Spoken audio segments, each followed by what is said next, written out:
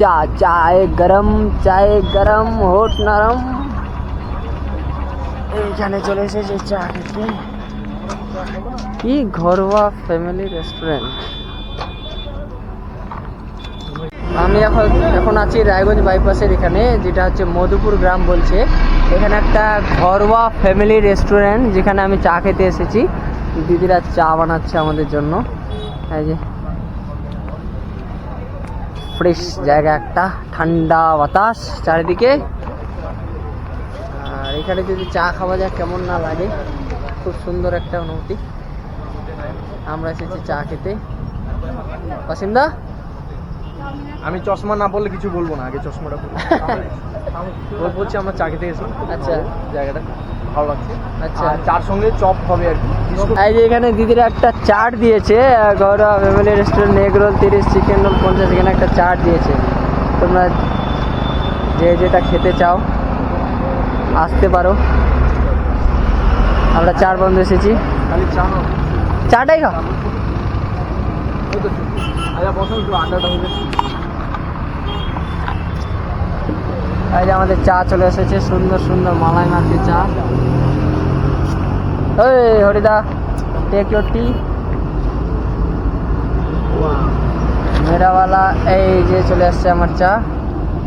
এই যে সুন্দর চা, মাটির ভাঁড়ে দিয়েছে। চাটা কেমন? চাটা কিন্তু আমি এখনো খাইনি। হ্যাঁ, না না, ভালো লাগছে। দেখি আগে আমি খাই, তারপর। জিভ পরে গেল। গরম গরম গরম।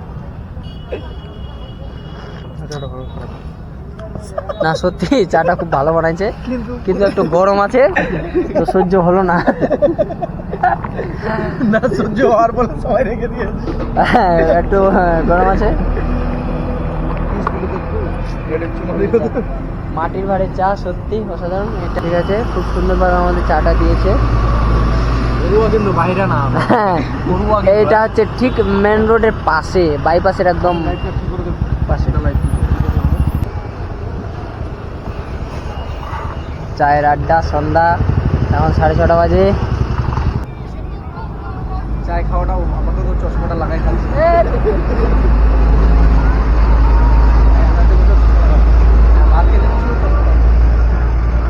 খাবার জিনিস চশমা ছাড়া দিতে পারে না।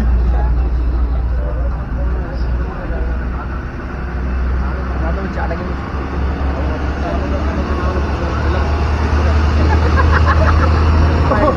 ওরিকে মনে হচ্ছে আজকে পুরো ব্ল্যাক লাইটটা না এদিক থেকে ভালো। আজ যাই হোক